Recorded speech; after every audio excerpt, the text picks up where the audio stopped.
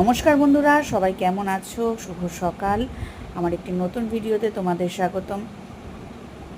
দেখো, এটি নয়নতারার গাছ, হাইব্রিড নয়নতারা। এই গাছটি কিন্তু আমার বাড়িতে আপনা আপনি হয়েছিল একটি টবে, সেখান থেকে নিয়ে আমি বসিয়েছিলাম।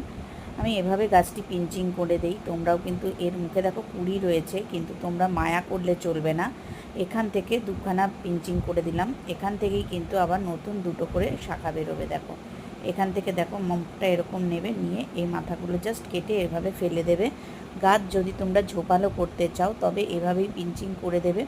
ফুলের বা কুড়ির মায়া করবে না। যতক্ষণ না গাছটা তোমার মন মতন ঝোপালো না হচ্ছে ততক্ষণ কিন্তু তুমি এইভাবে পিঞ্চিং করে দেবে। দেখো, আমি দেখিয়ে দিচ্ছি এইভাবে। এটাতে দেখো একটি কুড়ি রয়েছে, সম্ভবত কালই ফুটতো, কিন্তু আমি এটা কিন্তু ফেলে দিলাম। ফুলগুলো আমি ফেললাম না, ফুলগুলো কালকে তুলে নেব। তুলে নিয়ে ওই দিকটাও আমি পিঞ্চিং করে দেবো।